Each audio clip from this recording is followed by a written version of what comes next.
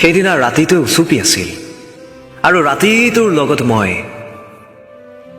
অন্ধকাৰবোৰে চানি ধৰাৰ পাছত খেপিয়ে আছিলোঁ পোহৰ দেখুৱাব পৰা এখন হাত।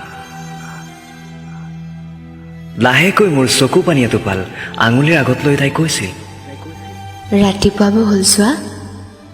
আগবঢ়াই দিয়া তাইৰ হাতখন ধৰি সুধিছিলোঁ, পাৰিবা? জীৱনটোত এবাৰলৈ নিজৰ বাবে জীয়াব বিচাৰিছোঁ, পাৰিম।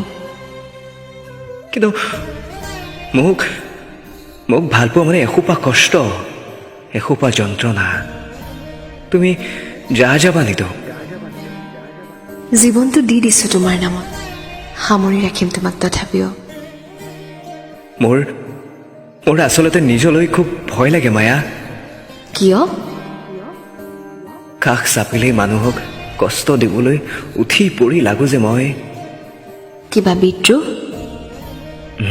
নাজানো, হয়তো হয়, নহ'বও পাৰে। আচলতে আমি সকলোৱে নিজৰ ওচৰতে কেতিয়াবা সাঁথৰ হৈ পৰোঁ।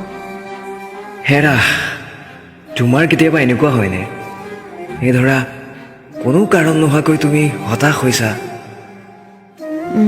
নহয় বুলি নকওঁ, কিন্তু মই আচলতে তেনে সময়ত নিজকে খুব ভাল পাবলৈ চেষ্টা কৰোঁ। কিন্তু তোমাক দিব পৰাকৈ মোৰ আচলতে একোৱেই নাই, উদং হৈ ৰৈছে বুকু। কোনো মানুহেই কেতিয়াও শূন্য হৈ নাযায়। তুমিতো নাজানা মোৰ ৰাতিবোৰ কিমান ভয়ংকৰ, তুমিতো নাজানা মায়া। যদি তুমি কোৱা এবাৰলৈ। সুমথিৰা ৰঙীন সপোনবোৰ চকুৰ সন্মুখত শেষ হৈ যোৱা দেখোঁ প্ৰত্যেক নিশা। আৰু মোৰ খুব ভয় লাগে তেতিয়া মায়া। শুব নোৱাৰা অসহায় ৰাতি যেন নাযায় নোপোৱাই। তেনে সময়খিনিত যদি সাৱটি ৰাখো তোমাক। মায়া, ইমান সহজ নহয় জীৱন। কঠিনো নহয় দেখোন। সপোনবোৰ বাস্তৱত খুবেই কষ্টকৰ শুন।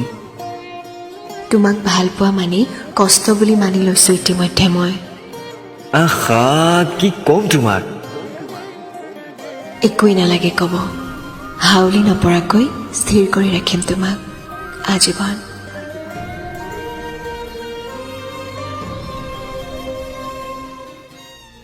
এতিয়া হাতখন মেলি দিওঁ, তাইৰ হাতখন কাষতেই পাওঁ। নকৈ ৰঙীন হ'বলৈ বিচাৰিছোঁ বুলি কওঁতেই হঠাৎ কপালত তাই আহি পিহি দিলে এমুঠি চেৰি ফুলৰ গুলপীয়া। শীতত ঠেৰেঙা লগা মোৰ হাতখন চেপি তাই মোক কয় তাই থকাৰ কথা, সকলোবোৰ ঠিক কৰি দিয়াৰ কথা। তাইৰ হাতখন খামুচি ধৰি এতিয়া মই তাইক কওঁ, হে মায়া, এদিন গছ হৈ যি উঠিম, শিপা হৈ খামুচি থাকিবা সৰহ। অ' ভাল পোৱা, এতিয়া তোমাৰ বাবে যি থাকোঁ, সপোনৰ সেন্দুৰীয়া বাটটোত এতিয়া মই তোমাকে দেখোঁ।